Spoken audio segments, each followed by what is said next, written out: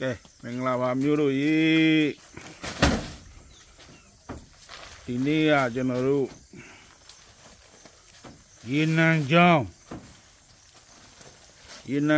ပင်ချောင်းအနီးနာ36ရွာကတော့အမေတန်းဂိတ်ချတယ်ကိုမျိုးသက်တို့ကိုတန်းစောတဲ့ဝခမသမားကဘီရင်အောင်ကားဂိတ်ကနေပြီးတော့ကျွန်တော်တို့ဖြည်းဖြည်းချင်းရောက်လာပါလိမ့်မယ်ဂိတ်ကိုပို့မှာတယောက်ကကိုတင်မျိုးပခုတ်ကူတရားဂိတ်ချတယ်နောက်ထပ်ကကိုဇော်လွင်ကြီးပဲခူးတိုင်းက88မိုင်9ဖာလုံးကဲမြေပြင်မြေကန်ထွက်တိုးတွေပို့လိုက်ပါပြီအဲ့တော့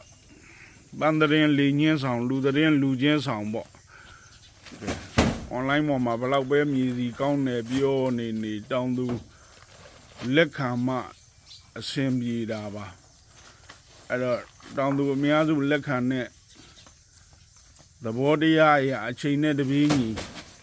ပို့ဆောင်ပေးနေပါတယ်လို့အားလုံးမင်္ဂလာပါ